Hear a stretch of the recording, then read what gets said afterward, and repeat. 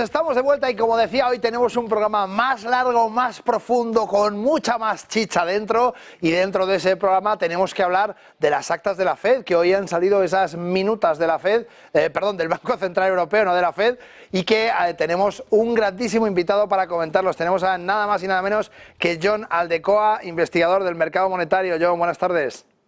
Hola, buenas tardes. ¿Qué tal? Pues nada, fenomenal. Para aquel que no conozca a Jon Aldecoa, como decimos, es un reconocido investigador en el mercado monetario con una amplia trayectoria en el análisis de políticas monetarias europeas y ha publicado numerosos artículos en revistas especializadas. Es consultor habitual para distintas instituciones financieras. Bienvenido, Jon. Hola, muchas gracias por la invitación. Un placer. Cuéntanos un poco cuál es el principal mensaje de las últimas actas del Banco Central Europeo y qué nos transmiten sobre el futuro de los tipos de interés.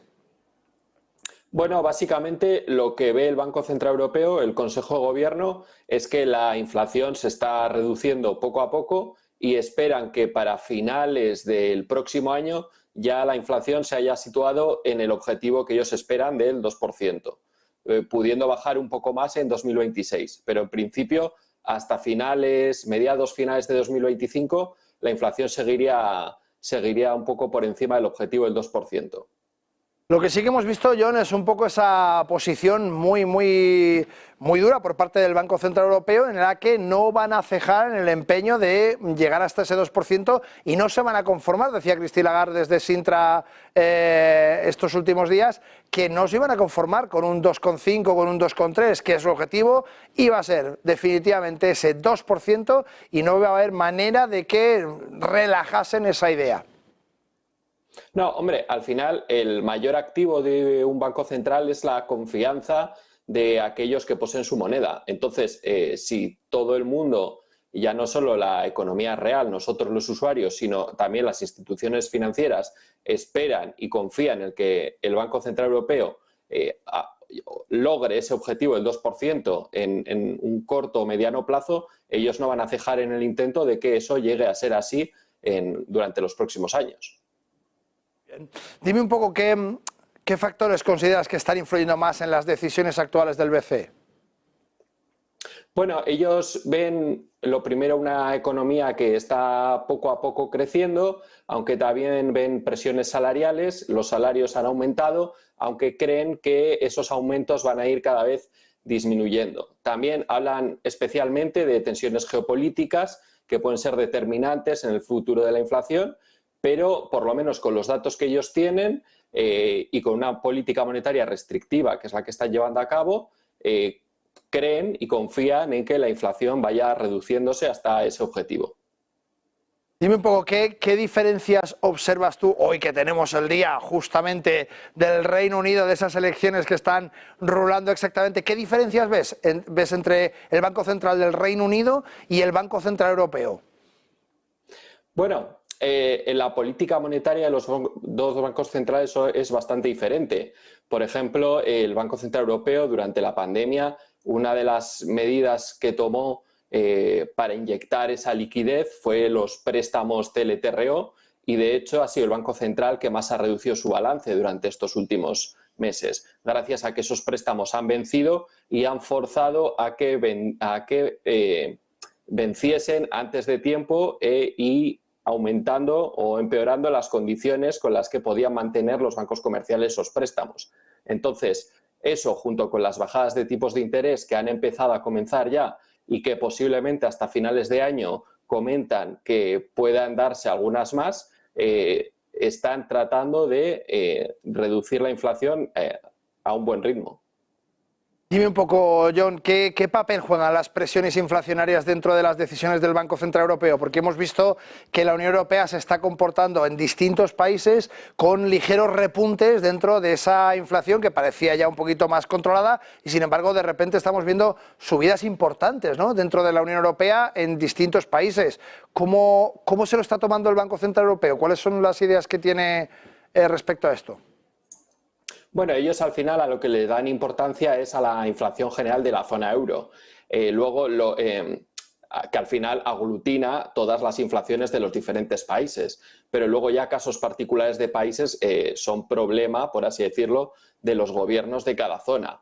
Entonces, bueno, con su política monetaria afecta a todos los países, pero los ajustes fiscales o el crecimiento potencial de cada uno de los países deberá tratarlo los gobiernos respectivos. Pero bueno, en general ellos consideran que poco a poco la presión inflacionaria va disminuyendo, siguen con una política monetaria restrictiva y creen que la inflación va a ir disminuyendo hasta llegar a finales de 2025 al objetivo del 2%, e incluso esperan que baje un poco más en 2026.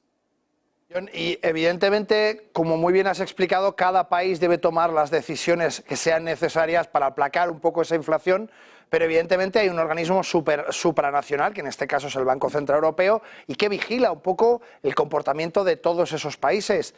Si los países no lo hacen bien, si hay algunos de los países que van más retrasados, caso de Bélgica, por ejemplo, que vemos que tiene una inflación absolutamente galopante, ¿cuáles son las medidas que el Banco Central Europeo puede tomar? No sé si para reprenderles o para ayudarles de alguna manera. Bueno, yo no creo que se metan tanto en las políticas concretas de cada país, sino que van a tener más en cuenta los diferenciales de la deuda de esos países. Y el Banco Central Europeo se guarda un as bajo la manga, que es el TPI, el instrumento de transmisión de política monetaria, con el que espera, en el caso de que hubiese problemas o que los hubiese habido antes o en el futuro, evitar que esos diferenciales se disparasen demasiado. Ahora, yo no sé hasta qué punto se van a meter, ya que este programa, el objetivo es que la política monetaria sea consonante en toda la eurozona, no sé hasta qué punto se van a meter si esa inflación no disminuye en algunos países por culpa de unas malas políticas de los gobiernos locales.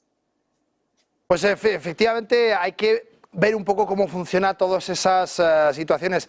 Dime un poco cuál es tu hoja de ruta con respecto al Banco Central Europeo. ¿Qué crees que va a hacer durante el resto de 2024? ¿Cuáles son las acciones más probables bajo tu punto de vista? Bueno, algo que ya nos han comentado es que la idea de que los PEPP, los préstamos de emergencia pandémica, acaben o dejen de renovarse a finales de 2024, por lo que la cantidad bajará. Los TLTROs creo que acaban definitivamente también en diciembre de este mismo año, y creo que si la economía y el crecimiento acompaña, seguirán reduciendo los tipos de interés y ven que la inflación va disminuyendo progresivamente.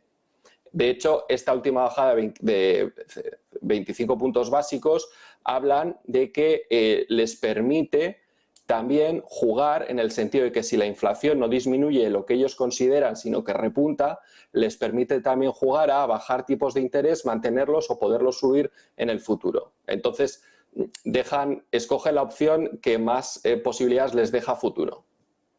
Es decir, que bajo tu punto de vista tienen una hoja de ruta excesivamente corta, es decir, ese forward guidance que sí que teníamos en el pasado, tanto por la Fed como por el Banco Central Europeo, y que ha desaparecido en el último año después de hacer determinadas predicciones y tener que, bueno, pues evidentemente corregirlas porque no funcionaban.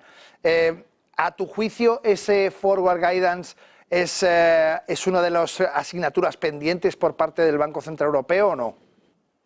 Bueno, ha desaparecido, digamos, en teoría, porque en la realidad siguen diciendo qué es lo que van a hacer con la política monetaria, tanto con el balance del Banco Central Europeo como con los diferentes préstamos que han dado. Siguen en la bajada de tipos de interés, se sabía de antes de que ocurriese, no nos ha pillado de sorpresa.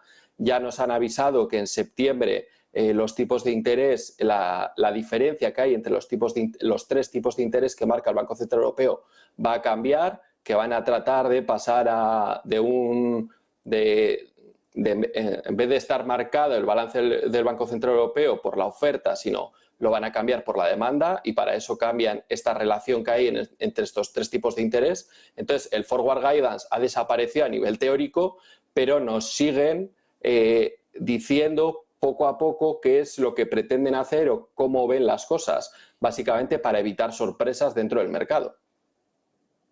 John, ¿cómo crees que los inversores deben posicionarse ante las futuras decisiones del Banco Central Europeo? Porque evidentemente comentábamos en el editorial, ¿no? Al final, cuando hacemos inversiones sobre cualquier tipo de activo, lo que necesitamos es tanto seguridad jurídica como política. En este caso, esa política monetaria influye muy mucho en todas las inversiones que nosotros podemos hacer en mercados financieros. ¿Cuál crees que debería ser la posición de los inversores ante los posibles cambios dentro del Banco Central Europeo? Bueno, el propio Banco Central Europeo en esta reunión ha comentado que ven que en la renta variable se está aceptando mucho riesgo, entonces es probable que este apetito por el riesgo vaya disminuyendo, por lo que en teoría las acciones u otros instrumentos de renta variable moderen o disminuyan un poco de precio y, sin embargo, con las bajadas de tipos de interés, los activos de renta fija, como puede ser la deuda gubernamental, es esperable que suba de precio. Pues John, muchísimas gracias. John Aldecoa, investigador del mercado monetario, y gracias por unirte hoy a nosotros y comentar un poco esa situación de las actas del Banco Central Europeo. Muchas gracias. Gracias.